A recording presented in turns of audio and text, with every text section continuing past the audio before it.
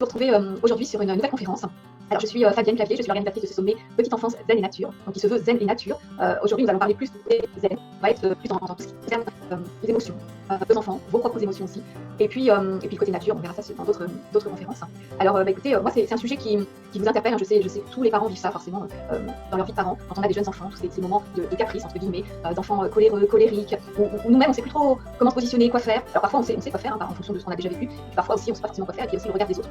Donc on va voir tout ça aujourd'hui avec notre intervenante, et notre intervenante nous vient d'assez loin, donc voilà, du Québec. Donc j'accueille aujourd'hui donc Mélanie Bilodeau. Bonjour Mélanie. Bonjour. Bah, écoute, je suis ravie, je suis même honorée de te recevoir sur ce sommet. Je suis vraiment, moi c'est, voilà, pour expliquer un petit peu, je te suis depuis un certain temps, et je trouve vraiment que tu as une énergie et une dynamique pour expliquer les choses aux parents. Donc je suis super ravie de t'avoir sur ce sommet. Alors aujourd'hui on va parler des émotions, je sais que ça c'est un sujet aussi que toi tu connais bien.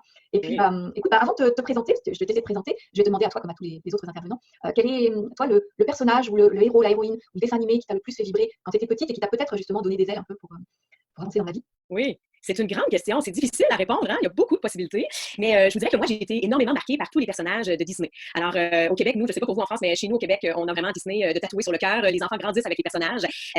Alors, pour moi, ces personnages-là m'ont beaucoup, beaucoup marqué. Et je pense, entre autres, à La Belle et la Bête. Ouais. C'est un film, une histoire, même que j'avais sous forme de livre à la maison, qui m'a énormément marqué parmi les autres, parce que j'étais vraiment fascinée de voir à quel point cette fille-là, qui était une jeune fille, pouvait tomber en amour avec un personnage qui semblait très hideux, voire même monstrueux à certains égards. Et ça me fascinait énormément. Puis évidemment, la petite fille que j'étais trouvait ça merveilleux qu'il devienne un prince charmant à la fin. Mais je pense, avec du recul, que ça m'a énormément influencée dans la femme que je suis devenue, de par le fait que dans ma pratique maintenant, c'est beaucoup mon objectif d'essayer de trouver le beau en chacune des personnes que je rencontre. Il faut que j'aille puiser parfois à l'intérieur des gens que je rencontre pour essayer de trouver vraiment de la force, de la puissance, des qualités parfois qui nous semblent un peu insoupçonnées. Alors, c'est de transformer le plus laid de certaines personnes en le plus beau qui peut ressortir d'eux-mêmes. Alors, je pense que La Belle et la Bête, ça part un peu de cette idée-là. Ok, c'est vraiment ça, ouais, c'est sortir, enfin prendre conscience qu'on a du beau en nous en tout cas. Exact, exact. Alors je te laisse te présenter un petit peu, parce Oui, que voilà, un petit peu professionnellement, ta vie, oui. en faisant cours. Oui, c'est ça, on va essayer d'abréger un peu. Alors, je suis psychoéducatrice ici au Québec. Ce n'est pas une profession qui est encore très reconnue chez vous, je pense. De plus en plus, il y a des psychoéducateurs, mais je pense que c'est une formation relativement nouvelle dans votre coin de pays. Alors, moi, je me suis spécialisée dans les 12 dernières années en périnatalité et petite enfance.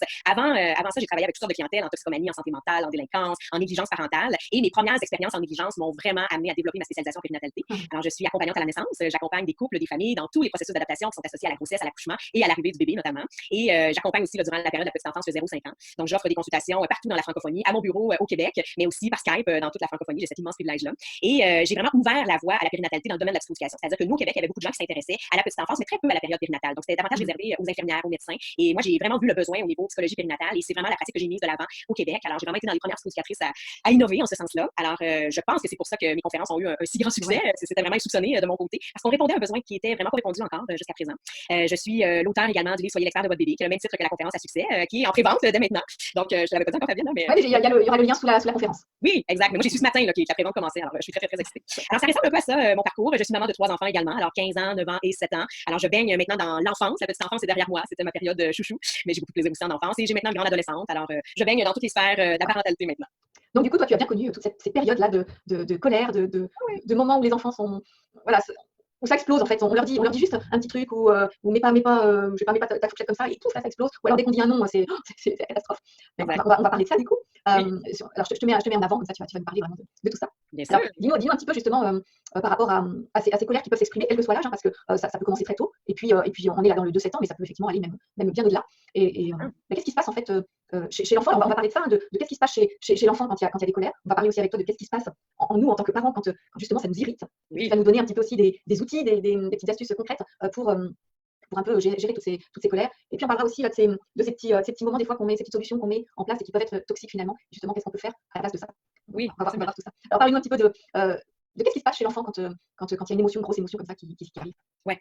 En fait, moi, je me suis rapidement intéressée dans ma propre parentalité, avant même de faire le lien avec ma pratique professionnelle. Je me suis rapidement intéressée aux neurosciences, alors à savoir qu'est-ce qui se passe dans le cerveau de l'enfant. Parce que j'avais mon premier enfant à ce moment-là, qui était âgé de 18 mois. C'était un enfant très intense, qu'on appelle des babys, hein, les bébés aux besoins intenses, exact. Alors, elle avait un tempérament intense qui est encore très intense aujourd'hui, du haut de ses 15 ans. Elle est comme ça, c'est une grosse boule d'émotions, ma grande fille. Elle explose à pas grand-chose, elle est toujours à fleur de peau. Et il a fallu rapidement que j'apprenne à décoder ses besoins durant les crises de colère pour réussir à désamorcer tout ça. Parce que ça a vraiment pas été long, on s'est senti très désarmés, mon conjoint et moi, de se dire, mais voyons, ça explose, c'est si intense, elle lance des objets, elle nous mord, elle nous frappe, et on sentait qu'on n'avait pas de pouvoir dans cette situation-là. Et de fil en aiguille, au fil de recherche et de lecture et de recension des écrits, j'ai bien compris compris que oui, finalement, on en a du pouvoir, mais l'idée, c'est de comprendre ce qui se passe dans la tête de l'enfant et de changer un peu notre lunette comme adulte. Alors, le moment où on perçoit la situation comme étant une crise d'opposition, déjà en partant de se dire, l'enfant qui se lance au sol, qui proteste, qui hurle, c'est parce qu'il s'oppose, c'est parce qu'il fait ça pour nous narguer, pour nous manipuler, il nous fait des caprices. Quand on est dans ce discours-là, dans cette vision-là, forcément, on n'est pas en train d'accompagner notre enfant dans la gestion de sa colère parce qu'on a à gérer notre propre colère. Hein. C'est sûr qu'un discours comme ça nous contamine. Alors, nécessairement, on devient nous-mêmes envahis par une frustration. Et là, on se contamine l'un et l'autre. On est frustré, l'enfant est frustré, puis il est frustré, puis on est frustré. Et c'est une roue qui tourne, on s'en sort pas et ça peut durer des heures. Les parents m'en parlent dans mon bureau. Ça a duré 1h30, 2 heures. Mélanie, tout le monde criait. C'était vraiment l'horreur, c'était le chaos. Là. Alors, première chose à savoir, c'est que le tout petit, particulièrement dans la petite enfance, ne réfléchit pas comme nous. Hein. Il ne raisonne pas comme nous. Il a encore un cerveau qui est immature. Le bébé humain, à la naissance, naît avec seulement 25% du volume total de son cerveau adulte. Alors, il arrive avec un cerveau 75% immature. On part avec ça. Alors, c'est évident qu'il ne peut pas réfléchir comme nous. Alors, je vous explique rapidement là, comment ça fonctionne, les différentes structures du cerveau de façon très vulgarisée. Ça m'amène à vous parler de la théorie du cerveau triunique de Paul MacLean. Alors, cette théorie-là, elle a été un peu nuancée au cours des 50 dernières années. Entre autres, MacLean suggérait qu'il y avait vraiment 3 couches du cerveau qui s'étaient développées une par-dessus l'autre de façon superposée. Alors, au cours de l'évolution, alors on sait maintenant que c'est pas tout à fait ça dans les faits, mais ça reste l'analogie la plus utilisée en pédagogie. Alors, c'est celle que je vais utiliser aujourd'hui parce que ça nous permet vraiment bien d'illustrer comment c'est structuré le cerveau de l'enfant, puis comprendre aussi comment l'enfant réagit, pourquoi il réagit de cette façon-là. Alors, imaginons là une espèce de pyramide. Alors, au premier étage, c'est comme si on avait la première structure du cerveau, celle qui n'a pratiquement pas changé au cours de l'évolution, qu'on appelle le cerveau reptilien. Alors, le cerveau reptilien est associé à toutes les espèces vivantes, les amphibiens, les reptiles, évidemment l'humain, les mammifères, et c'est la partie du cerveau qui est associée premièrement aux fonctions organiques, alors ce qui fait en sorte qu'on survit, qu'on fonctionne, hein, que notre corps fonctionne, alors qu'on respire, qu'on digère, qu'on élimine, qu'on boit, qu'on mange, qu'on se reproduit, etc.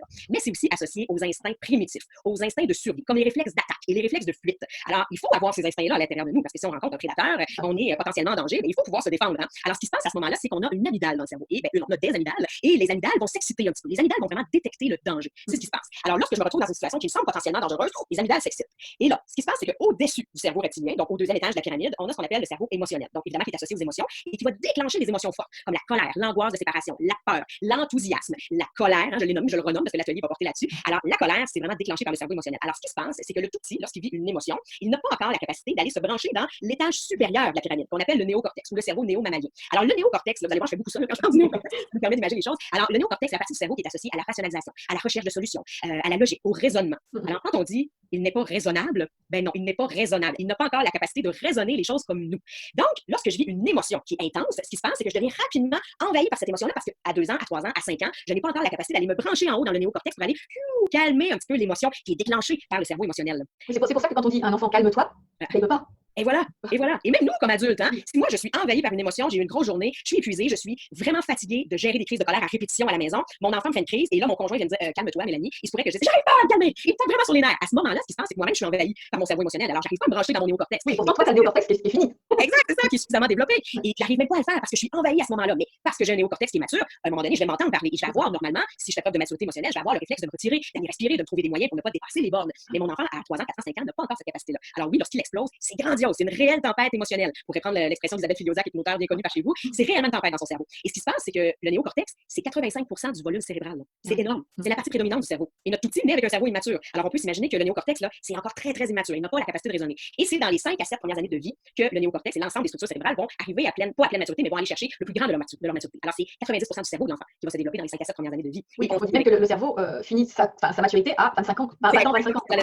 Exact, c'est ça, tu m'enlèves les mots de la bouche, c'est vraiment ça. Et ça, ce sont des données quand même récentes, hein, même maintenant, dans la nouvelle définition de l'adolescence, selon les chercheurs en neurosciences, on ne devrait plus parler de fin d'adolescence à 18 ans. On sait que l'adolescence, ça devrait être jusqu'à l'âge de 25 ans parce qu'il se passe énormément de choses au niveau neuronal. Alors oui, c'est tout à fait normal que mon tout petit, lorsqu'il explose, c'est absolument grandiose. Et le cerveau, pour se développer de manière optimale, a besoin d'avoir de l'affection. Alors, dans les 5 à 7 premières années de vie, le rôle du parent, mais aussi de toutes ces figures de soins, que ce soit les grands-parents, les éducateurs en petite enfance, les éducatrices en crèche, leur rôle est principalement d'accompagner le développement de l'enfant et le développement de son cerveau en lui offrant de l'affection. Donc, en calmant les états de stress dans son cerveau. Alors, lorsque mon enfant vit une émotion qui est grandiose, ce qui se passe, c'est qu'il y a des systèmes d'alerte qui s'activent dans son cerveau. Hein, les amygdales dont je parlais tantôt, elles s'activent. Et si je laisse l'enfant vivre son émotion tout seul, alors là, je parle d'un enfant 0-2 ans, dans cette période-là où il est vraiment en train de se construire sur le plan neuronal, si je le laisse vivre son émotion tout seul en le laissant pleurer, oui, l'émotion va devenir grandiose et sur du long terme, ce qui va se passer, c'est que les systèmes d'alerte dans le cerveau vont devenir surréactifs. C'est comme si les amygdales avaient un certain trouble d'hyperactivité. Vraiment, elles deviennent très, très, très, très, très actives. Et l'enfant en vient à avoir beaucoup moins de stratégies pour gérer le stress. C'est-à-dire qu'une situation légèrement stressante va se présenter à lui, il va exploser parce qu'il n'a plus la capacité d'être confronté au stress. Il n'a pas la capacité de s'autoréguler. Alors, notre boulot dans les premières années comme adulte, c'est de calmer les états de stress dans le cerveau de l'enfant pour qu'il en vienne à développer des stratégies d'autorégulation et des stratégies de gestion du stress. Alors, à chaque fois que j'accompagne mon enfant lorsqu'il vit une émotion grandiose, je vais calmer les états de stress dans le cerveau et tranquillement, je contribue au développement de son néocortex. J'envoie le message à l'enfant que regarde, lorsque tu vis une situation qui est stressante, qui est grandiose pour toi, il existe des stratégies. Et là, il y a des connexions neuronales qui sont en train de se placer dans le cerveau, qui sont en train de se construire. L'enfant intègre que, 1, il peut compter sur l'adulte pour s'apaiser et que 2, il existe des stratégies face au stress, face aux émotions. Alors, c'est pas dangereux de vivre du stress, c'est pas dangereux de vivre une colère ou de vivre de la tristesse parce qu'il y a des solutions. Et c'est ça notre boulot comme adulte dans la petite enfance, de manière résumée. Oui, et pourtant, comment on peut faire si nous-mêmes, on est dans l'émotion? Oui. Et en fait, une des premières choses à faire, je pense, c'est de prendre conscience qu'on est envahi par cette émotion-là et de se retirer. Si on pense qu'on n'a pas la capacité, là, sur le moment, de respirer et d'aller puiser à l'intérieur de nous pour gérer notre colère, on est mieux de sortir et de dire à l'enfant, je reviens. Hein? Alors, juste un exemple, alors ça peut être chez soi, mais on a tous vécu ça, l'enfant dans un supermarché qui Oui. passe à une crise de colère parce qu'on va refuser le paquet de bonbons. Oui. Voilà, comment réagir? Parce que là, on est en plus, il y a nos propres émotions, il y a le regard des autres, il y a tout ce qui se passe autour, en fait. Et puis, on Oui. est peut-être même les premiers parents à avoir peut-être même jugé des parents qu'on avait vus avec des enfants en colère. Moi, je dirais que ça m'est déjà aussi arrivé, avant d'avoir des enfants, hein, de juger des parents en disant, bah, voilà, ils n'arrivent pas à les tenir, c'est quand même. Et ben non, on ne peut pas les tenir, parce que tu viens d'expliquer, c'est compliqué. Oui. Comment on peut gérer ça? Mais avant de mettre toutes sortes de stratégies en place pour accompagner l'enfant dans la gestion de sa colère, c'est sûr que si nous-mêmes on est envahi par l'émotion, on n'y arrivera pas. Ça ne fonctionnera pas parce qu'il y a ce qu'on appelle une contagion émotionnelle. Hein. Ouais. Alors l'enfant va nous sentir, il va sentir qu'on n'est pas du tout en confiance à ce moment-là et on ne va pas le rassurer. Alors moi je me dis, si on est en public, le mieux qu'on puisse faire, si on n'arrive pas à gérer la situation nous-mêmes, ben, c'est de sortir. Alors on peut aller dans les toilettes de l'épicerie, on peut aller dans la voiture, on peut sortir à l'extérieur, respirer, on laisse tout en plan et on se retire. Parce que même si je vous propose toutes sortes de stratégies à mettre en place à l'épicerie, si vous criez, si vous êtes dépassé, ou même si vous n'êtes pas encore envahi nécessairement par l'émotion, mais que l'enfant sent que vous êtes OK, là, il faudrait vraiment que tu te calmes, mais c'est évident que l'enfant va se calmer. C'est sûr et certain. Parce qu'il a besoin de vous sentir comme un roc. L'enfant doit pouvoir s'appuyer sur nous. Parce que lui-même n'a pas le contrôle de ce qui se passe à l'intérieur de lui présentement. Alors, s'il ne peut même pas s'appuyer sur nous, c'est sûr qu'il va exploser. Alors, on se retire. Moi, j'en ai passé des heures dans les toilettes des épiceries avec mes propres enfants. Ça veut dire que tu laisses ton enfant. Je l'amène avec moi, je laisse en blanc. Ouais, Je laisse mon panier d'épicerie là, j'amène mon enfant et je vais m'asseoir dans les toilettes. Hein, et je ferme la porte. Quand c'est une toilette avec seulement une toilette, pas une toilette partagée. Et sinon, j'allais dans la voiture. Et si vraiment je ne suis pas capable d'entendre les cris de mon enfant, ben, je l'installe dans la voiture de manière sécuritaire, je ferme la porte et moi, je sors de la voiture et je vais respirer. Et là, je me parle. Et je peux mettre des écouteurs sur les oreilles, je peux mettre une musique, je peux. Il y a toutes sortes d'applications hein, pour respirer et tout ça. Alors là, je respire et je me rappelle que je l'aime. Ça, c'est très important. Parce que mon enfant va avoir besoin de sentir cet amour-là pour se sentir lui-même réconforté et s'apaiser. Hein. C'est le pouvoir de l'ocytocine. L'ocytocine, c'est une hormone qui est contagieuse. Hein. Alors, l'ocytocine, c'est l'hormone de l'amour, c'est l'hormone du bien-être. On s'apaise lorsqu'on sécrète de l'ocytocine. Mais pour en sécréter, il faut nécessairement que j'aime l'autre personne. Et si je veux seulement lui arracher la tête, ben, c'est bien évident que je vais pas ressentir cet amour-là à ce moment-là. Alors, je me retire, je ferme la porte, je me mets quelque chose sur les oreilles et là, je visualise quelque chose de beau avec mon enfant. Moi, souvent, un des premiers conseils que je vais donner aux parents, c'est repense à ses premiers moments de vie. Repense à l'amour que tu lui portais. Repense au tété que tu lui donnais puis tu cratouillais comme ça ici puis tu regardais avec ses grands yeux. Repense à une sortie que tu as fait avec ton enfant qui t'a procuré beaucoup de plaisir. Repense au moment où il s'endort le soir puis qu'on le regarde pour dire oh, il est tellement beau, je l'aime tellement. Pense à ces moments-là et essaie vraiment de visualiser tout ce qui se passe dans l'environnement. On ferme les yeux et on pense aux odeurs, on pense aux sensations de sa petite main sur notre bras, on pense au souffle de sa respiration dans notre cou, à la chaleur de la nuque, hein, un bébé, là, la chaleur de la nuque, les petits cheveux doux. On repense à tout ça et tranquillement, on s'apaise, on en vient à sécréter des endorphines parce qu'on respire lentement et profondément, mais on en vient aussi à tranquillement sentir l'ocytocine nous envahir, qui veut dire je l'aime cet enfant-là, je suis capable de lui donner de l'amour. Et lorsqu'on se sent plus calme, on peut revenir auprès de lui et mettre en place différentes stratégies. Mais on a le droit de se retirer, on a le droit. Tout à fait, et ça ne fait pas de nous un mauvais parent. Au contraire, il faut avoir la maturité de se retirer si nécessaire. Oui, puis je dirais, en plus, l'enfant, il ressent qu'on est, nous aussi, en émotion, qu'il n'y a pas que lui. Ça rassure aussi. Oui, absolument, exact. On devient un modèle. Hein? Alors, d'enseigner à l'enfant, regarde, quand moi je suis envahi par une émotion, je me retire. À 2 ans, l'enfant ne va pas se retirer. Mais à 7 ans, oui. Même à 5-6 ans, on commence à l'observer. Hein? Le tout petit qui part, il va dans sa chambre, il va dans un coin de retour au calme. Alors, il se trouve un espace parce qu'on lui a enseigné. Tant qu'à dépasser les bornes, tant qu'à crier, je me retire. Et on lui explique à l'enfant que c'est ce qu'on fait. Le moment où on se retire et on s'éloigne de lui parce qu'il faut se rappeler, puis on va s'en parler dans quelques minutes. L'enfant, il a besoin qu'on reste auprès de lui pour s'apaiser. Si on s'éloigne, on ne fait que jeter de l'huile sur le feu. Hein? La colère va s'envenimer davantage, il a besoin qu'on soit près de lui. Mais si on n'a pas nous-mêmes la capacité de s'auto-réguler à ce moment-là, on se retire et on lui explique je vais sortir et je reviens. C'est important de lui dire qu'on revient. C'est très important pour ne pas qu'il se sente abandonné dans sa colère et dans son émotion. Je me retire et je reviens. Et on prend le temps nécessaire pour revenir. Oui, et puis l'important de comprendre aussi, c'est qu'on ne peut pas demander à un enfant enfin, on a souvent cette envie que les colères s'arrêtent. On parle de gestion de colère, de vouloir arrêter les colères. En fait, voilà, c'est important de comprendre, c'est qu'on ne peut pas les arrêter, ces colères. C'est juste avoir des stratégies pour accompagner, pour entourer, pour. Exact.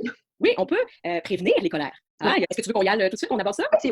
On peut prévenir les colères, hein, c'est possible. Alors, dans un premier temps, il faut se dire que derrière une colère, il y a toujours l'expression d'un besoin. Ouais. Toujours. Alors, l'enfant, comme je le disais plus tôt, ne fait pas de colère pour nous narguer, pour s'opposer. Pas à cet âge-là. À 12 ans, on s'en parle. Mais, il n'y a pas de manipulation à cet âge-là. On ne peut pas parler de manipulation d'un enfant qui manipule et qui fait des caprices. Pas du tout, parce que pour manipuler, il faut que j'ai suffisamment de maturité cérébrale pour me mettre à la place de l'autre. Alors, il faut que je sois capable de beaucoup d'empathie, mais d'empathie cognitive. Donc, c'est-à-dire que j'ai la capacité de lire dans la tête de l'autre et d'essayer de trouver les zones de vulnérabilité chez l'autre personne pour finalement appuyer sur ces zones-là et augmenter le malaise chez l'autre personne pour parvenir à mes fins.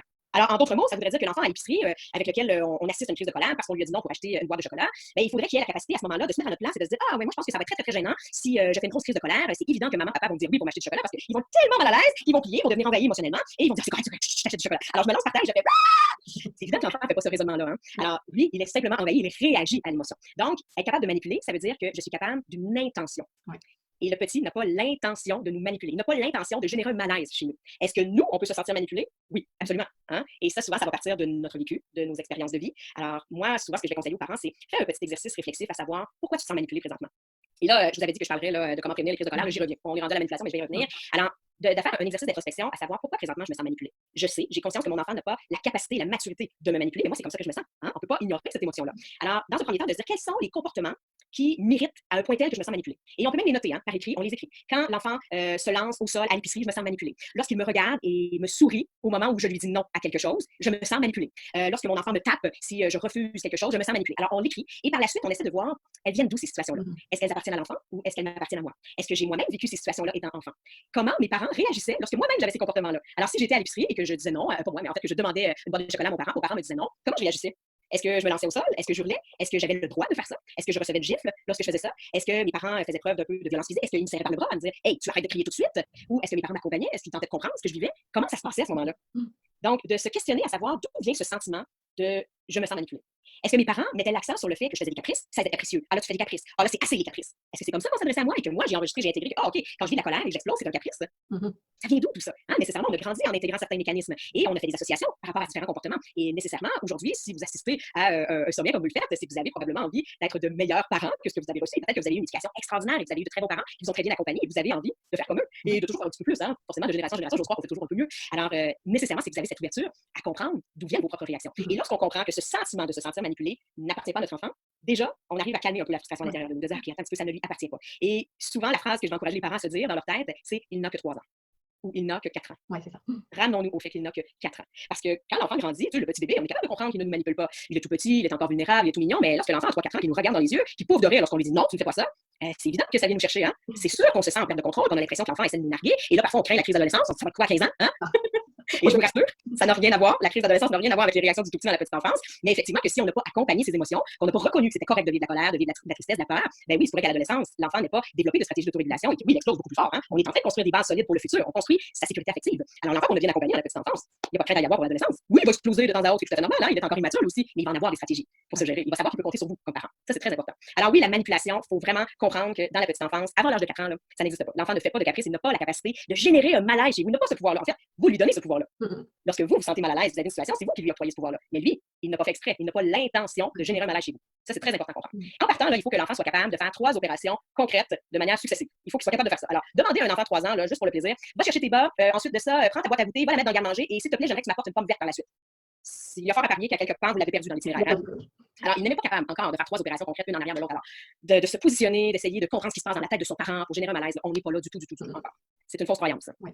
Alors, du coup, comment on fait, comment on prévient ces bien les colères. Alors, si on part de la prémisse que l'enfant est en train de nous exprimer un besoin, déjà, d'essayer de prendre un petit moment de recul, on le fait quand même bref, parce que la colère, elle s'en vient, mais de se dire, OK, là, il se passe quelque chose, il y a un volcan là, qui est sur le point d'érupter et mon enfant essaie de me dire quelque chose. Que se passe-t-il? Quels sont ses besoins présentement qui ne sont pas répondus? Alors, dans un premier temps, pour prévenir les crises de colère, il y a vraiment 3 grands besoins à explorer. Le premier, c'est le réservoir affectif de l'enfant. Est-ce que son réservoir d'affection est suffisamment rempli? Alors, le réservoir d'affection, c'est un peu comme un réservoir à essence. Hein? Alors, si moi, je compte parcourir le Québec en une journée, ce qui est complètement impossible parce que le Québec, c'est très, très grand, nécessairement, je vais devoir aller remplir mon réservoir à essence de ma voiture régulièrement pour me rendre très, très loin. Alors, le tout petit, c'est la même chose. Si on ne remplit pas suffisamment son réservoir affectif, ça va être plus difficile pour lui de gérer ses émotions à distance. Alors, c'est-à-dire séparé de nous durant un long moment. Alors, gérer ses émotions, ça peut être absolument n'importe quoi. Hein? Ça peut être de dire, on se passe des émotions grandioses. Ça peut être de dire, je montre mon dessin à papa, maman que j'ai fait à la crèche dans la journée et maman est un peu pressée, est en train de couper les légumes. On fait, ah oui, c'est très bien, bravo Léonard, et on continue à couper ses légumes. Mais le petit, il se sent pas écouté à ce moment-là. Si son réservoir d'affection est très très plein, qu'on lui donne beaucoup de temps de qualité, ça va être correct, il va pas trop protester, il va retourner jouer. Mais si son réservoir affectif est vide parce qu'il a passé la journée à la crèche, il ne nous a pas vu de la journée, on y arrive à la maison, ça allait très très vite, on n'a pas eu de temps de qualité avec lui, ben, il y a plus de chances que le moment où il nous montre son dessin, on dit oui, oui, c'est très bien Léonard, que dans 2 minutes, il nous fasse une crise de colère. Alors remplir le réservoir, c'est pas si compliqué, là, ça demande pas énormément de temps. On parle pas de passer 1 heure avec son enfant, là. 15 minutes de temps de qualité au retour du travail le soir, où on s'assoit et on joue avec l'enfant, on partage, on raconte notre journée. C'est suffisant. On a pas de 3 fois 5. Absolument. Ben oui, mais ça dépend des enfants. Ouais. Il y a des enfants pour lesquels 5 minutes, ça peut être suffisant, mais il va falloir que les prochaines 5 minutes reviennent très bientôt. Très vite. Ouais. Donc, il faut se donner un bon 15 minutes, généralement, pour avoir un réservoir qui est plein. Et par la suite, dans la soirée, on va y aller à coup de 2-3 minutes, selon les demandes de l'enfant. Mais quand le réservoir est bien plein, l'enfant va accepter qu'on lui donne juste 1 ou 2 minutes d'attention. Ouais. Alors, le tout petit qui vient nous voir, qui nous montre son dessin, encore une fois, je dépose mon couteau, je le regarde, je me place à sa hauteur. Je le regarde pas comme ça, là. Je me place vraiment à sa hauteur et je le regarde comme ça dans les yeux. Et je lui dis, oui, Hugo, qu'est-ce que tu veux me dire? Ah oui, tu veux me montrer ton dessin? Waouh, c'est très beau. Généralement, le petit fait, wow, c'est beaucoup trop d'attention. Il a vraiment l'impression que tout le focus est sur lui. Qu'est-ce qu'il fait? Il tourne les talons, il part, hein? Il va faire autre chose. Parce qu'on lui a donné toute l'attention. Et ça prend pas 15 minutes. Quelques secondes, 1 minute, tout au plus, et là, on repart et on recommence à couper nos légumes. Tandis que si on fait oui, oui, c'est bien, oui, c'est beau, Hugo, Hugo va rester accroché après nous. Il va revenir constamment faire remplir son réservoir d'affection. Donc, les enfants nous demandent toujours de faire remplir le réservoir lorsqu'on n'est pas disponible. C'est toujours comme ça, parce qu'ils ont peur d'en manquer. Alors, si on est assis à côté de Hugo, par exemple, au retour de la garderie, et qu'on lui dit, ben, on va faire une activité ensemble, il y a fort à parier qu'Hugo n'ait pas du tout envie de jouer avec nous, parce qu'on est disponible. Alors, tout ce qu'on fait, c'est on s'assoit au sol, à sa hauteur, et on le regarde jouer. On est là, on est disponible. On lui dit, si tu as besoin de faire remplir ton réservoir, je suis là pendant 15 minutes. Et ça remplit son réservoir. Il a juste besoin de le faire remplir lorsqu'on n'est pas disponible. Donc, ce qu'il va faire, c'est qu'il va venir tester, en quelque sorte. C'est comme si moi, je me promène en voiture, justement, et que j'ai toujours des gallons d'essence dans mon coffre arrière. J'ai pas besoin d'arrêter aux stations-service, j'ai pas peur d'en manquer d'essence. Je sais que j'en ai en réserve à l'arrière. Alors, le tout petit, c'est ça. Lorsqu'on n'est pas disponible, il va venir tester. Est-ce que maman, papa sont encore disponibles pour moi? Donnez cette minute-là à l'enfant. Et vous allez prévenir de beaucoup les crises de colère. Nécessairement. Alors, ça, c'est la première chose. Donc, c'est pas compliqué, c'est juste de donner de l'attention à l'enfant. On est là, on est disponible pour lui. On fait le souper, on peut l'asseoir à côté de nous, caresser ses cheveux, lui dire, viens couper des légumes avec moi, on l'intègre et on lui donne du temps de qualité durant ce moment-là. Ça prévient les crises. Deuxième besoin à considérer, ce sont les besoins physiologiques. Hein, c'est de base. Un enfant qui est fatigué, c'est évident qu'il risque de nous faire plus de crises. Hein? L'enfant qui n'a pas fait sa sieste dans la journée, qui a manqué de sommeil durant la nuit. Alors, ça, c'est pas miraculeux. Hein? On le sait, il faut juste se dire, bon, il a manqué de sommeil. Alors, oui, il se pourrait qu'on ait un petit peu plus de crises aujourd'hui. Ça nous demande d'être indulgent. Un enfant qui a faim, donnez-lui à manger. Il faut cesser d'avoir peur de donner une collation à l'enfant au retour de la garderie, au retour du travail. On a peur souvent de donner une collation parce qu'on craint que ça coupe le souper, que l'enfant n'est plus faim. En rentrant dans la maison, donnez-lui une collation. Vous allez être certain qu'il a l'estomac plein et vous allez gagner peut-être une heure de votre temps. Alors, donnez une collation santé aux 3 heures, au tout petit. Un enfant qui a faim, c'est évident ça va générer plus de crises. L'enfant qui est dans l'acquisition de la propreté aussi. Alors là, qui essaie de gérer ses sphincters, il a envie, il n'est pas certain qu'il veut y aller, blablabla. Alors, à ce moment-là, ça génère un inconfort. Il y a un besoin physiologique qui va combler. Alors, est-ce que tu as besoin d'aller sur le petit pot ou est-ce que tu as couché pleine? Tout ça, ce sont des facteurs à considérer, les besoins physiologiques. Et la troisième chose à considérer, c'est le besoin de stimulation. Qu'est-ce qui fait qu'un enfant va nous faire des crises immenses? C'est lorsqu'on le freine dans son exploration.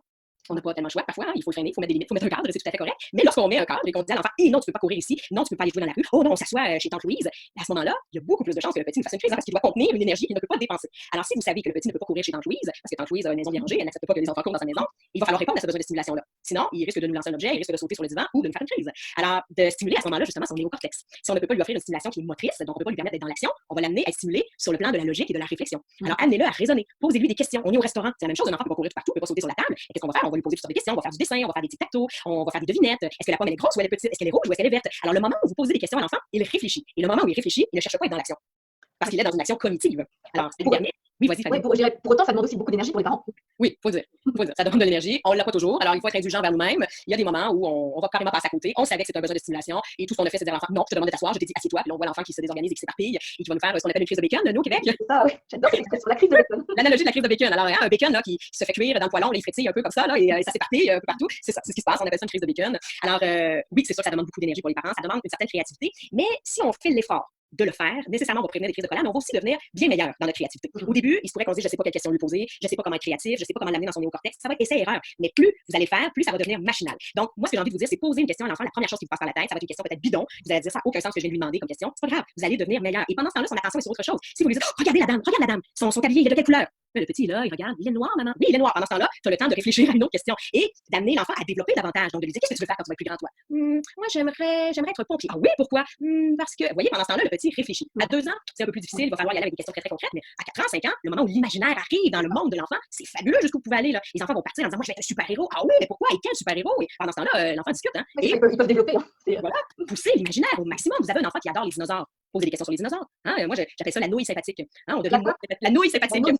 Une nouille, c'est une nuche, c'est quelqu'un qui réfléchit pas trop. Hein? Sympathique. Alors, posez des questions à l'enfant comme si vous ne saviez pas la réponse. De dire, qu'est-ce que ça fait un dinosaure, Ricard? Qu'est-ce que ça fait? Est-ce qu'il y en avait des dinosaures dans notre maison hier? Oui, non, il n'y en avait pas, c'est impossible. Posez des questions par rapport aux En général, ils répondent, il y en avait quand tu étais petite. Oui.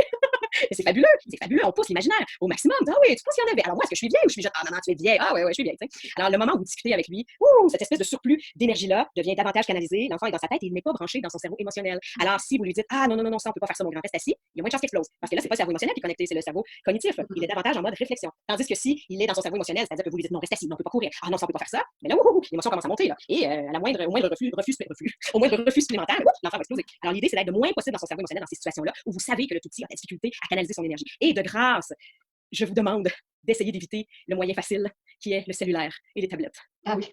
C'est sûr que c'est un moyen facile maintenant en 2019 de dire je suis au restaurant, je suis chez grand-maman, je suis dans une salle d'attente chez le médecin, je lui donne un cellulaire. Pendant ce temps-là, c'est merveilleux, il ne chigne pas, il ne bronche pas. On n'est pas en train d'aider l'enfant. Tout ce qu'on fait, c'est de mettre un diachylon sur une situation. On reporte le problème à plus tard. Et l'enfant n'acquiert pas de stratégie d'autorégulation. Hein? Quand vous lui enlevez le cellulaire ou la tablette, généralement, il explose. Et s'il n'explose pas à ce moment-là, plus tard, il va exploser. Hein? Il va grandir en n'ayant pas plus de stratégie pour gérer le malaise, gérer l'inconfort, gérer la frustration. Il faut que l'enfant soit un peu frustré de temps à autre pour qu'il apprenne à gérer ça. C'est pas avec un cellulaire ou une tablette qu'il le fait. Et lorsqu'on lui donne rapidement un cellulaire pour qu'il cesse de protester, mais on est en train, en quelque sorte, de dire à l'enfant, tu n'es pas suffisamment brillant, tu n'es pas suffisamment intelligent pour te gérer toi-même. Tu n'as pas les ressources à l'intérieur de toi pour t'apaiser. Alors, ça te prend un moyen qui est externe à toi, qui est un écran. Et là, je ne dis pas ça pour culpabiliser qui que ce soit. Je sais qu'on a beaucoup tendance à le faire, mais il faut vraiment. On le fait tous aussi. Hein. Oui, absolument, c'est très tentant. Moi, je vous dirais, avant l'âge de 4 ans, là, au moins 3 ans, aucun écran. L'enfant est en train de se construire sur le plan émotionnel. Alors, chaque fois qu'il va vivre une crise, si vous lui donnez un écran, c'est sûr qu'on reporte le problème à plus tard. À 7 ans, il va littéralement exploser parce qu'il va vivre une situation sur laquelle vous n'aurez pas de pouvoir. C'est ça, exact, et qu'il n'y aura pas d'écran à proximité. Alors, ce sont les 3 grands besoins à considérer. Alors, on remplit le réservoir d'affection, on s'assure que les besoins physiologiques sont comblés et on essaie de répondre à son besoin de stimulation. Lorsqu'on travaille sur ces 3 aspects-là, généralement, on prévient un bon pourcentage de crises. Mais parfois, il faut accepter qu'il y a un point de non-retour et que l'enfant explose. Alors, le volcan est là, c'est en éruption, ça explose, il faut l'accepter. Donc, quand on est dans cette situation-là, si on essaie de faire taire l'enfant, ça ne fonctionne pas. Hein. Généralement, vous allez dire, il explose, je ne sais plus quoi faire. Alors, juste d'accepter que c'est probablement son moyen à lui de se calmer dans cette situation-là, ça va probablement générer moins de frustration chez vous. Donc, de vous dire, OK, j'ai essayé toutes sortes de stratégies, ça n'a pas fonctionné, il a besoin de faire une crise présentement. Peut-être que c'est un trop-plein de stimulation dans la journée, un trop-plein d'émotions vécues, on a une certaine décharge émotionnelle de laquelle il faut se libérer. Il faut libérer les tensions. Nous aussi, comme adultes, parfois, on en a besoin. Hein? Une bonne crise de colère, on lève un peu le ton, ou on pleure, on explose, puis ensuite, ça va mieux. Hein? Et le tout petit, c'est ce qu'il vit un peu à tous les jours. Alors, de dire, bon, alors voilà, on est dans le point de non-retour, on se donne un 15 minutes, on a une bonne crise. Ça va être ça. C'est sa façon à lui de se calmer. On va vivre un plus beau 5 à 7 familial par la suite. Le reste de la soirée risque d'être plus facile si on lui a permis de se décharger plutôt que d'être comme ça toute la soirée. Oh, j'ai envie de faire une crise. Oh, papa, maman réussit à me contenir, ça va, ça redescend. Oh, ça remonte. Des fois, là, de le laisser un peu exploser. On est là, on l'accompagne et on va passer toute la soirée, tout simplement. Ça demande beaucoup de maturité comme adulte d'accepter ça. Mais c'est de se dire que parfois la crise, c'est la stratégie pour se calmer. Et oui. Alors, parle-nous aussi des fameuses stratégies justement toxiques qu'on peut, qu'on peut mettre parfois en place, mais par rapport, je dirais plus par rapport à notre éducation, parce que ça bouge quand même, on fait plus trop ça, mais enfin on fait plus trop ça, c'est pas vrai. La mise au point, on le fait plus trop. Bon, encore qu'il y a des parents qui le font encore, mais la punition, ça reste quand même un outil qu'on utilise pour essayer d'avoir l'arrêt de nos enfants en tout cas. La mise au point, tout ça, il y avait quoi, la mise au point, la punition. C'est beaucoup ce qui revient. Ouais, d'essayer de générer un malaise chez l'enfant pour qu'il comprenne. Hein, c'est ce qu'on souhaite. Tu disais que vous le faites plus beaucoup, la mise au point? Enfin, moi, autour de moi, en tout cas, pas trop. C'est wow. plus la punition, la mise au point, non. Bon, après, si, moi, j'ai eu des parents en consultation qui me parlaient de mettre au point leurs enfants, mais je trouve que c'est beaucoup moins. C'est plus la punition. Alors, c'est pas la mise au point, c'est le mettre dans sa chambre, en fait. Oui. Qui revient un peu au même. Oui. Mais qui est peut-être moins, la mise au point, on est vraiment contre le mur, on est contre. Ça, Ah oui. C'est plus. C'est encore pratique courante. Hein? Ouais. Okay. Mais ça l'est peut-être encore en France aussi, hein, c'est peut-être moi qui espère que ce soit moins que ça. Ou tu es entouré de gens bienveillants et proximales. Mais effectivement, que la mise au point, tout ce que ça a comme impact, c'est d'humilier l'enfant et surtout de générer davantage de frustration. Parce qu'on se rappelle qu'il n'a pas la capacité de gérer cette colère-là par lui-même. Alors, il a besoin qu'on soit là et qu'on l'accompagne. Si on l'envoie dans un coin retrait, on l'envoie dans sa chambre et qu'on lui dit va te calmer, tu sortiras lorsque tu seras calme, ben, l'enfant, ce qu'il va faire, c'est qu'il va exploser encore plus fort. Hein? Moi, j'ai vu des enfants démolir littéralement les chambres, tirer des matelas à l'envers, vider des tiroirs. Ils sont tellement envahis par cette colère-là qu'ils n'arrivent plus à gérer quoi que ce soit. Et ce qui se passe lorsque l'enfant vit une colère monstre comme ça, il a peur. Il a réellement peur. Pensez à un moment dans votre vie où vous avez vraiment explosé de colère. Ça nous est tous déjà arrivé. Je connais pas beaucoup de gens qui s'est pas arrivé. Alors, on explose, on le sent, qu'on n'est plus en pleine possession de nos moyens, on vit une certaine impuissance, on a peur un peu de nous-mêmes. Ouais. Et il faut avoir la maturité de se retirer, de dire, OK, je vais prendre un moment de recul parce que je sais pas jusqu'où je peux aller. Je pourrais blesser quelqu'un, je pourrais dire des choses qui dépassent ma pensée. On se fait peur dans ces moments-là. Et il y a des adultes encore, hein, même à un âge très mature, qui n'ont pas la capacité de gérer leur colère, hein, qui sont vraiment violents. Alors, le petit, c'est ce qu'il vit tout le temps. Donc, 0,5 ans, là, il explose et lorsqu'il ne se sent pas en contrôle de la situation, il a vraiment peur. Alors, plus il a peur, plus il hurle. Plus il hurle, plus il a peur. Plus il a peur, hein, vous voyez la roue qui tourne. Donc, si on le laisse seul, à lui dire calme-toi, la colère va être monstre, grandiose et elle va durer dans le temps, souvent jusqu'à l'épuisement, jusqu'à ce que l'enfant n'en puisse plus de crier et qu'il s'écroule, soit qu'il s'endorme ou qu'il se met à pleurer et nous réclame. Donc, ça, c'est une stratégie effectivement qui est toxique parce que ça ne fonctionne pas. Simplement, l'enfant n'est pas en train d'intégrer quoi que ce soit de positif. Il n'apprend pas à gérer ses émotions et il ne comprend pas plus ce qu'il a fait d'inadéquat aussi. Hein? Donc, d'envoyer notre enfant au point parce qu'il vit une émotion, ben, c'est de l'amener à réprimer ce qu'il vit. Et nous sommes, pour la plupart de la génération qui avons été réprimés sur le plan émotionnel. Hein? Alors, on n'a pas eu beaucoup d'espace pour nommer ce qu'on vivait, pour pleurer librement et pour être accompagnés dans nos colères. Donc, la plupart d'entre nous avons déjà un certain vécu et avons cheminé pour apprendre tranquillement à gérer nos propres émotions ou pas. Hein? Des fois, on est encore très immature sur le plan émotionnel et on en prend conscience. Alors, tout ça pour dire que le petit, il a besoin qu'on lui enseigne comment gérer cette colère-là. Et le fait de le retirer, c'est pas du tout en train de l'aider. Et il a besoin que ça soit logique. Alors, si je veux enseigner quelque chose à mon enfant, peu importe la situation, il faut que ça soit logique dans sa petite tête, parce qu'on se rappelle qu'il ne raisonne pas, il résonne un peu à 4-5 ans, c'est sûr, il ne fait pas les mêmes liens que nous. Alors, si mon enfant a, par exemple, lancé son bol de céréales au bout de ses bras, et qu'on prend et on l'envoie au coin, l'enfant comprend qu'il a fait quelque chose d'inadéquat. Il ne comprend pas quelles étaient nos attentes. Pourquoi je l'ai envoyé dans le coin? Pourquoi je lui ai demandé de se retirer? Parce qu'il a lancé son bol? Oui, mais encore. C'est parce qu'il a été violent? C'est parce qu'il n'a pas nommé son émotion? C'est parce qu'il a fait un dégât que je vais être obligé de le ramasser? Qu'est-ce qui m'a dérangé, moi, dans cette situation-là? L'enfant comprend pas plus, et la prochaine fois, lorsqu'il va être en colère, il va faire pareil, il lance encore son bol de céréales. Il ne sait pas plus comment gérer cette colère-là. Donc, ce qu'on veut, c'est offrir des conséquences qui sont logiques. À 2 ans, on n'est pas vraiment dans les conséquences. Je dirais que c'est plus autour de 3 ans, réellement, que l'enfant va intégrer le concept de la conséquence. Alors, tu vas lancer ton bol de céréales, on va le ramasser ensemble.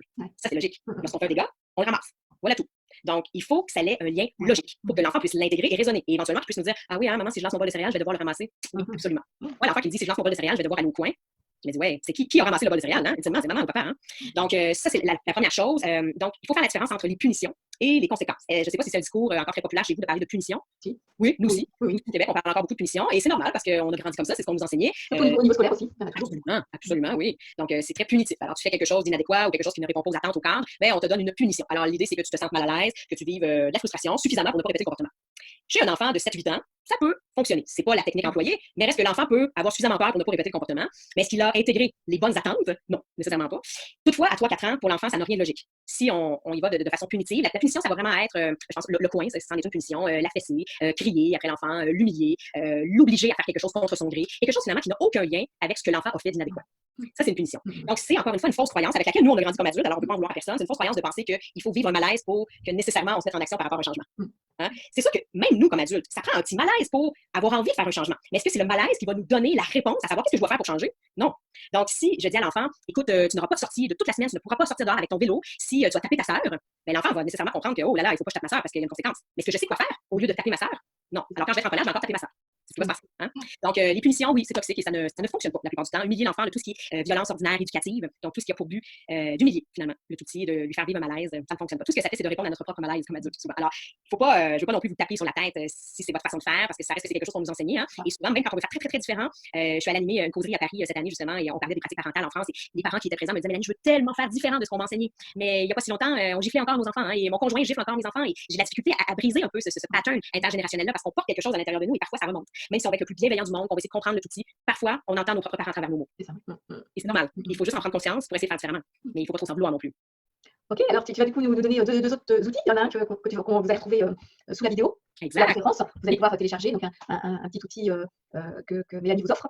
Pour gérer les colères, effectivement. Voilà, alors, on appelle ça le câlin progressif. Le câlin progressif, exact. Alors, je vous donne un petit avant-goût. Je vous ai parlé d'ocytocine tantôt. Alors, l'ocytocine, qui est l'hormone de l'amour, qui est une hormone apaisante, mais c'est aussi une hormone qui est contagieuse. Hein? Alors, si moi, je sécrète beaucoup d'ocytocine lorsque je pense à mon enfant et que je l'aime et qu'il vient se coller contre moi, lui aussi va sécréter de l'ocytocine et ça va venir à l'apaiser. Alors, on a juste à penser au petit bébé qui pleure, on le prend, on le réconforte, on lui dit ça va, je suis là, il s'apaise. Hein? Alors, c'est le super pouvoir du câlin. Alors, je vais vous donner, effectivement, dans une petite vidéo en cadeau, ma technique du câlin progressif. Donc, comment on désamorce la crise de colère lorsqu'on est vraiment dans le point de non-retour. L'enfant, il explose, il hurle, c'est difficile, et là, on veut lui offrir un câlin, il ne veut rien savoir, il nous tape, il nous mord, il nous pousse. Comment je peux faire pour l'accompagner durant cette crise de colère-là? Parce que je vous dis depuis tantôt, il faut être là, il faut rester à côté de l'enfant pour l'accompagner, mais je fais ça comment, ultimement? Hein? Donc, oui, l'enfant, il a besoin de la proximité, et je fais quoi durant le moment où il hurle et qu'il me crie, je ne peux pas te voir! Qu'est-ce que je fais? Je me place où dans l'environnement? Donc, je vais vous enseigner ça justement par rapport à la technique du câlin progressif. Donc, ça, c'est le cadeau de Mélanie. Tu parles un petit peu du super atelier que tu prévois pour les parents. Oui, alors on va se parler des différentes stratégies, de la plus grande stratégie à mon point de vue pour favoriser la collaboration de l'enfant. Donc on a souvent tendance à répéter énormément, le petit ne se met pas en action, on lui dit Éléonore, viens brosser tes dents, je t'ai dit viens brosser tes dents, ok je te donne 5 minutes, dans 5 minutes viens brosser tes dents, 5 minutes plus tard elle ne vient toujours pas brosser ses dents, et là on répète, et là on se frustre, et on dit là je t'ai dit de bien brosser tes dents, sinon je vais me fâcher, et il y aura une punition. Bon.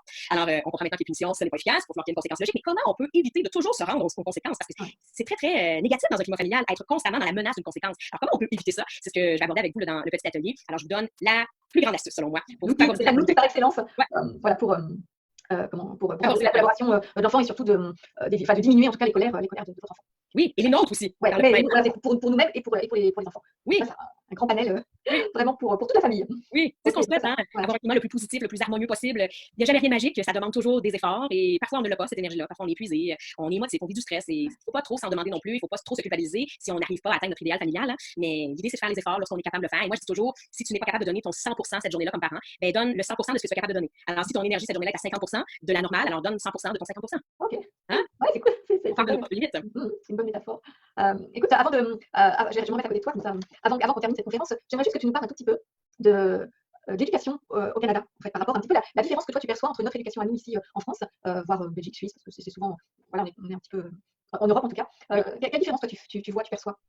Ben, comme je dis toujours, j'ai beaucoup l'impression que le décalage entre la France et le Québec se situe d'une part au niveau des connaissances et d'autre part au niveau de la pratique. Donc, en Europe, en France notamment, vous détenez davantage de savoir hein, que nous, au Québec. Les grandes recherches se font en Europe et aux États-Unis, mais pas principalement au Canada, un peu quand même. Là, je pense entre autres à Sonia Lupien, qui a énormément travaillé sur le cortisol, le stress chez le tout petit et tout. Mais vous avez beaucoup de savoir et il y a un certain décalage entre ce que vous avez comme connaissances et vos pratiques dans les faits. Alors, vous connaissez énormément les neurosciences, énormément le développement du cerveau de l'enfant, toutes ces résistances, comment ils fonctionnent et tout, mais les interventions ne sont pas toujours adaptées à ce que vous détenez comme connaissances. Pas nécessairement une cohérence entre les deux. Alors que nous, au Québec, ce qui est fascinant, c'est qu'on détient les connaissances outre-mer. Alors, on va les chercher ailleurs parce qu'elles ne viennent pas nécessairement chez nous, mais on a peut-être une plus grande ouverture actuellement à mettre en place une parentalité positive. En fait, je dirais pas l'ouverture, c'est pas ça, parce que vous avez beaucoup d'ouverture à mettre en place la parentalité positive, mais vous n'êtes peut-être pas là, dans ici maintenant, dans des pratiques concrètes. Je pense qu'il y a une volonté de faire. On pense entre autres à tout le discours et la polémique qu'il y a eu là, par rapport à la fessée, les pratiques parentales coercitives de votre côté. Nous, c'est quand même depuis les années 80 qu'on ne gifle plus les enfants au Québec. Alors, si t'es en train de dire qu'il y a carrément un décalage de 40 ans. Ouais, on peut donner un bon 30 ans, là. Ouais, parce que nous, début des années 80, là, vraiment, la fessée, ce n'était plus pratique courante. Et même encore aujourd'hui, un enfant qui se fait gifler, moi, comme professionnel, je suis dans l'obligation de le signaler à ce qu'on appelle la direction de la protection de la jeunesse. Alors, il y a une évaluation, une enquête ensuite qui est faite. Notre là, alors on ne peut plus gifler nos enfants. Serrer les bras, ça va arriver encore, mais c'est plus les générations précédentes qui vont faire, les grands-parents et tout, mais ils comprennent de plus en plus que ce n'est pas la meilleure façon d'enseigner les choses aux enfants. Alors, oui, on est de plus en plus dans un courant de bienveillance, mais le discours en lien avec la manipulation, les caprices, le fait qu'il faut casser les comportements des enfants, ça, c'est encore très, très présent. Et de là, le succès de ma pratique, parce que je pense que les nouveaux parents avaient envie d'avoir des arguments appuyés pour se défendre devant les générations précédentes, pour dire non, moi, je ne veux pas gifler mon enfant, mais surtout, je veux pas penser que mon enfant me manipule, je veux l'accompagner dans ses émotions, je veux reconnaître qu'il vit des émotions. Au Québec, je sais pas de votre côté en France, Fabienne, tu pourras me le dire, mais nous, au Québec, jusqu'aux années 80, même dans la communauté scientifique, on ne reconnaissait pas qu'un enfant vivait de la douleur. Donc, un bébé ne vivait pas de douleur et ne vivait pas d'émotion. Oui, mais alors il y a eu François Toto qui a mis tout ça en avant, mais effectivement, ça date pas de si loin que ça. On comprend déjà le bébé comme un être qui ressent des émotions, qui ressent. On le sait maintenant, effectivement. On le Mais sait, mais à quel voilà, point c'est les ça. pratiques sont adaptées, hein? Voilà, mais des fois, les pratiques, effectivement, sont pas toujours, comme tu dis, adaptées. Mais en tout cas, on sent bien qu'on avance et que Oui. c'est pour ça aussi qu'on fait des conférences voilà, pour informer, pour transmettre au plus grand nombre. Oui, Donc, et il y a définitivement, je pense, à travers le monde, un certain courant, un certain vent de parentalité positive. oui. On ne peut pas parler de chaque section du globe, là, malheureusement, mais dans les pays plus développés, disons, comme les nôtres, là, je pense qu'il y a un certain vent de fraîcheur en ce sens-là. Et mon discours va toujours prôner la sensibilité parentale. Mhm. C'est-à-dire que quand les parents doutent de leurs interventions, parce qu'ultimement, c'est ce qui se passe, hein, on en vient à être bombardé de conseils à gauche et à droite, on lit des choses sur les neurosciences, on lit des choses en France, en Belgique, au Québec, aux États-Unis, et parfois il y a des discours qui se contredisent aussi. J'irai même pas sur le sujet du sommeil, hein, que tu connais très, très bien, Fabienne, mais écoute, il y a un discours tellement polarisé par rapport à tout ça. Et moi, la première chose que je vais dire aux parents, je dis, oui, mais toi, tu veux quoi? Ton enfant a besoin de quoi? Votre famille a besoin de quoi? Et généralement, lorsque les parents écoutent leur sensibilité parentale, leur instinct, les pratiques sont rarement coercitives. Elles vont généralement dans le sens de la parentalité positive. Ce qui fait qu'on va vers des pratiques coercitives, c'est qu'on a été contaminé, c'est parce qu'on rationalise rapidement la situation, à dire oui, mais il faut faire ces comportements, on va être dans le pétrin plus tard, il faut qu'ils comprennent les choses, ça c'est un discours rationnel. Mais généralement, lorsqu'on va à l'intérieur de nous et qu'on écoute cette sensibilité-là, les pères et les mères vont dire, mais moi j'avais pas envie de gifler mon enfant, j'ai jamais aimé ça, gifler mon enfant, j'ai pas aimé ça violent avec lui, je l'ai vu la peur dans ses yeux quand j'ai crié. Mais rapidement, on remonte au rationnel, ah oui, mais là, il faut qu'ils comprennent. Hein? Alors, c'est tout ça qui fait qu'on est éloigné de notre sensibilité. Et je parle avec des grands-parents qui ont eu des pratiques extrêmement violentes avec leurs propres enfants parce que c'est ce qu'on leur avait dit de faire à l'époque. Nous, on a vécu l'époque de la strap, de la ceinture. Ouais. Vous aussi, hein, probablement. Alors, c'était très violent. C'était Martinet. Ah ouais, hein? Et ça fait pas si longtemps. On parle de 50 ans, 60 ans. Ouais, C'est quand même récent. Et des grands-parents de cette époque-là me disent, avec les yeux dans l'eau, avec les larmes aux yeux, me disent, Mélanie, j'ai jamais aimé faire ça. Il fallait le faire. Ouais. Hein? Ça, c'est la sensibilité. Ouais, c'était dans les croyances, l'éducation. Absolument. Et je suis convaincue que si on avait un moment pour se déposer à certains endroits du globe où les pratiques sont violentes même, qu'on prenait le temps de se brancher sur cette sensibilité-là, tant les pères que les mères diraient, si je pouvais, c'est pas comme ça que je le ferais. Ça, j'ai pas envie de ça pour mon enfant. Exact. Et pour moi, et pour moi. Et pour moi, absolument. Absolument. Donc, moi, c'est là-dessus que j'ai envie de vous laisser. Écoutez cette voix-là à l'intérieur de vous. Si vous sentez que ce n'est pas ça qu'il faut faire, ben faites-le pas. Tout simplement. Il faut cesser de rationaliser toujours les choses. Là. Il faut écouter ce qui se passe à l'intérieur de nous. Ok, bah écoute, merci à toi en tout cas, Mélanie. Merci vraiment pour cette super conférence. Je suis sûre que vous avez appris plein de choses, que vous allez pouvoir mettre en place toutes ces petites choses et puis prendre conscience aussi de tout ça.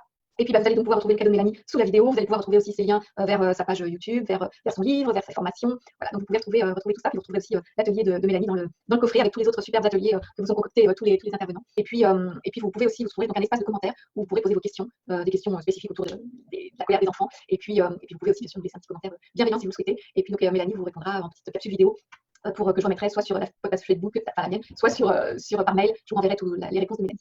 Donc voilà, merci à toi en tout cas. Je dirais pas d'avoir fait des déplacements parce que pour le coup, voilà. Mais moi j'adore cette magie internet où on peut se parler côte à côte comme ça alors qu'on est à 6000 km l'une de l'autre. Je trouve ça fabuleux. C'est génial. Donc merci vraiment à toi et puis merci à vous de nous suivre et puis moi je vous retrouve aussi sur une autre conférence. C'est un plaisir. Merci beaucoup de l'invitation, Fabienne. Merci beaucoup à toi aussi.